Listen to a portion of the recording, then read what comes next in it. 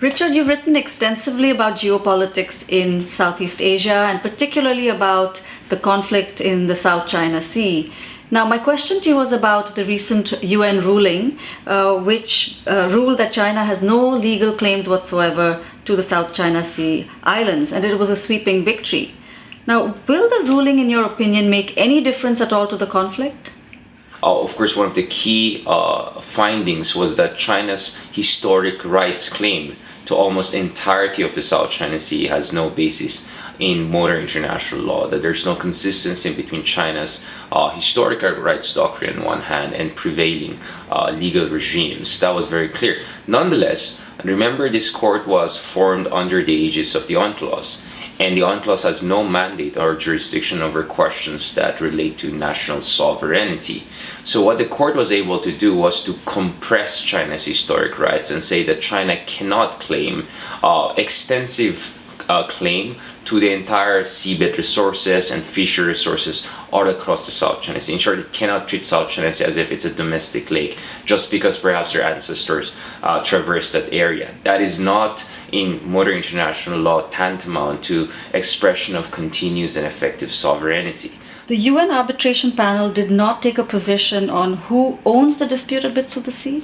Yeah, the arbitration panel, of course, the first thing was they compressed the historic rights claim. In essence, China cannot claim the entirety of fishery resources and seabed resources because much of the South China Sea are considered as high seas. They fall outside the maritime entitlement claims of individual land features in the area. The other important implication of the verdict from The Hague was that there are no islands, naturally formed islands, per Article 121 of UNCLOS in the Spratly chain of islands. So that means some of them are only rocks, right, that can generate 12 nautical miles of territorial sea at the most, but not an exclusive economic zone, while the rest are only low tide elevation that cannot generate any sovereignty claim, even if China has artificially built islands on top of them. So in short, it nullified China's claim based on artificial island construction. Now, but the status of who owns those individual islands, like the Scarborough Shoal, for instance,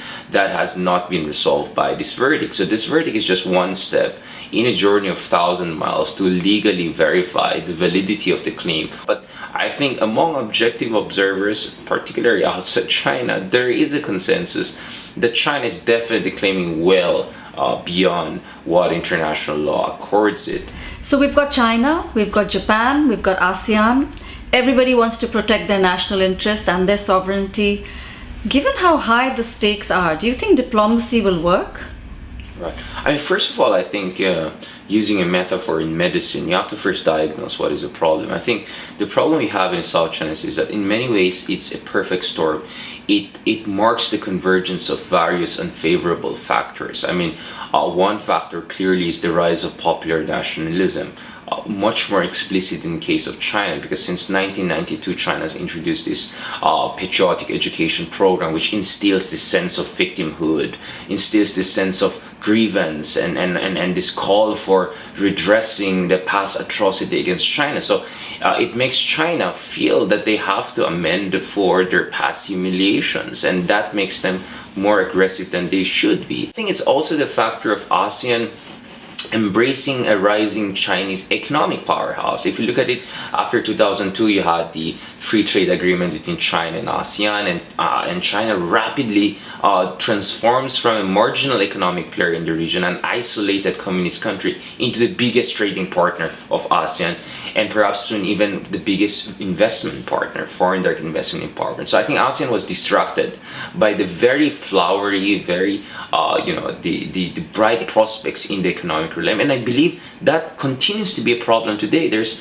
I think, this lopsided strategic perception that we can just gloss over political security problems like South China Sea by just focusing on economic affairs. But I think history shows that those two are very much entwined. You cannot have one without having the other, and I think this is something that the ASEAN has to accept. But the problem with the ASEAN is that its very institutional design is not catching up with new realities.